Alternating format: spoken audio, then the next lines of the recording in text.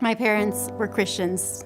I know it's not the case for everybody, but it was very real to me even when I was really little. So by the time I was 5 or 6, I just loved God and prayed and read my Bible, and it was very much my own faith. When I was 7, I was going to a Christian school, and a missionary came to visit during one of our chapels. And the only thing I remembered about that missionary is that he was a missionary in Papua New Guinea, and he was tall and thin. And that day when I was listening to him, I knew that I was called to be a missionary. And that became the focus of my life. Everything was about becoming a missionary. As soon as I graduated, I made plans to go to Bolivia. I would only date guys that also wanted to be missionaries. I was praying and I was like, God, I'm 19, I've never dated. Is there anybody for me? Am I ever gonna get married? And I had a dream that night, and in my dream, I was sitting at the entrance to the mission base where I was living, and a guy walked in the door behind me, and he talked to our mission base leader, and he said, I'm Brazilian and I want to learn English to work on the mission field. And in the dream, I knew that that was my husband. I came back to the United States and I worked for 9 months, and then I went back down to Bolivia, and that's when I met Eduardo.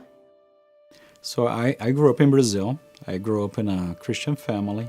So, and when I was growing up, I was sexually abused when I was a kid. That was something that was really, really hard on me. When I was a little boy, I asked those questions, God, how could that possibly happen?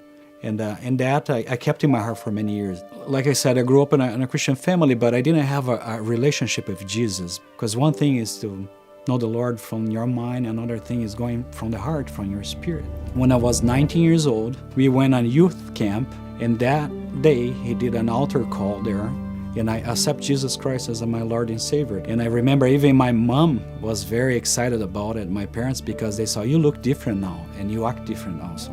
But one day I was reading Matthew that it says, I was hungry and you fed me, I was sick and you visited me.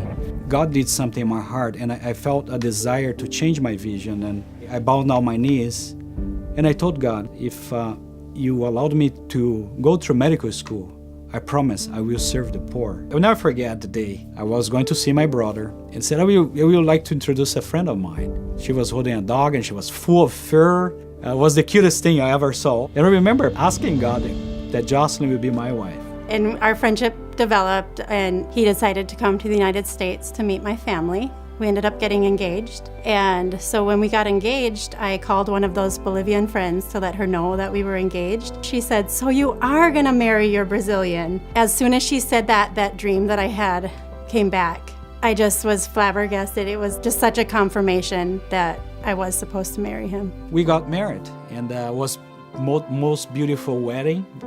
In my life, I thought everything is gonna be fixed now. So all my problems from my childhood, because I was always running. I left Brazil, went to other country, and another country, now I'm in the US. And now I thought all my problems would be resolved. About 6 months after we got married, my oldest brother died in a car accident.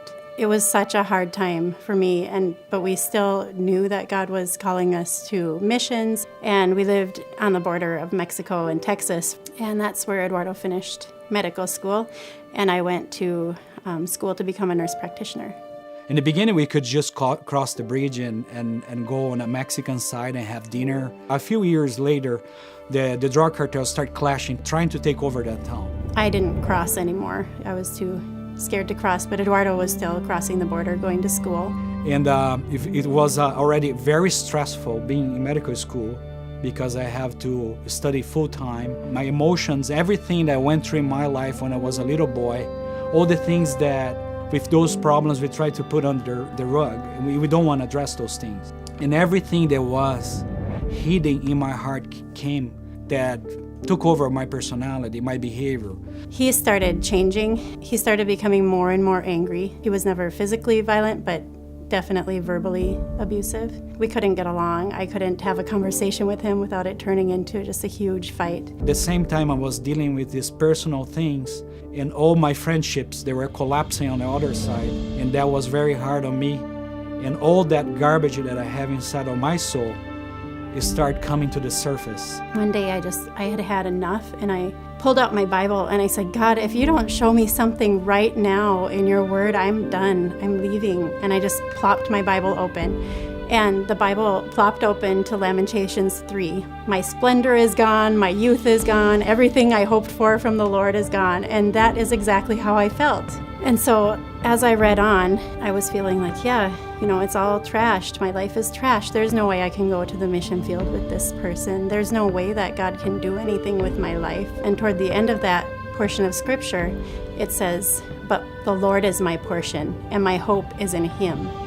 And that again was another moment in my life where everything changed. I was putting hope in a godly marriage. I was putting hope in my calling to the mission field.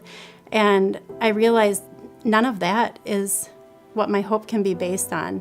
My hope only can be based on the Lord. I started praying, and I started fasting off and on, and just praying for my marriage, praying for our future. God really started to change my heart, knowing that there is always a hope in a future because he is the hope in the future. And one day, God exposed me. I shattered all the vows of my marriage, and my wife had to take all that pain on her life. There is a special Bible verse that says, whatever is in darkness, one day will come to light. And I think that was the turning point in my life. And that was the glorious day for me, my shameful day also, because I had to take responsibility of my actions. And everything that I had done wrong in my life came to the surface. But at the same time, I felt like the prodigal son when he was out there and he remembered of his father. And that's what struck my heart, that when I got exposed at the same time, Jesus was with his open arms, and he received me with the love of a loving father. He was transformed. His heart was so broken, and he didn't want any more of the darkness. He wanted to walk in the light, and he wanted to love me and to put God first. And from that day on, his life was completely different. We did go through a lot of counseling and a lot of prayer. We would both just cry out to God and spend time with God on our own and together. And gradually that's what changed our lives and our marriage. It was a journey, a hard journey, but it was a journey of restoration. When Jesus said, I will set you free, you will be free indeed. Today I can say that. I'm free and free indeed. As God started healing each of us, we hadn't spoken to each other about it, but we both started feeling this stir in our hearts again to missions. So we decided to go garage sailing one day, and as we were driving, I started telling Eduardo, I don't know if it would be possible. I don't know if any organization would accept us, but I'm starting to feel this passion for missions again. And he was telling me, I'm feeling the same thing. So we saw a garage sale sign. It said missions trip garage sale. We walked up, and I was looking around at the things that they were selling, and Eduardo went up and started talking to the man that was running the sale. And I overheard Eduardo ask where he was going on his missions trip. And he said, Papua New Guinea. And I looked at him, and he was tall and thin.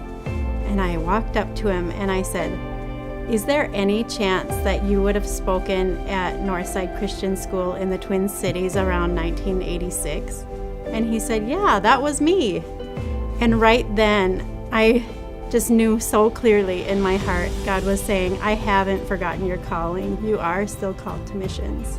So when God guided us to SIM, when they told us we were accepted, we just both burst into tears because It was like those lies over our lives that after what we had done, after what we had been through, we wouldn't be accepted. All of that was broken. We were really sensing God's leading to go to Angola because we saw the great need there. We saw what CEML hospital is doing there. People are dying of diseases that are preventable, easily treatable. Because the war, the fabric of medicine was destroyed in that country. Eduardo will be working in the hospital and also receiving more training to use in medical missions. After the kids are well adjusted and things like that, I will probably be using my nursing skills also. Our plan is to work in missions long term. When somebody is sick, the odds are they're going to be more open to listen.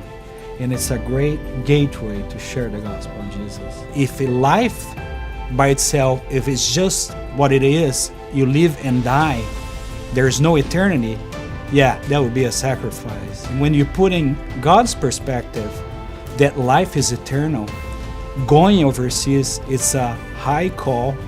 So whatever you do for God, it's not a sacrifice, it's a privilege. When we don't have a solution, God is faithful. When we're not faithful, God is faithful. As long as He's the focus of our life, there's always hope. We would love to just be able to demonstrate His power to redeem to the people that we meet in Angola.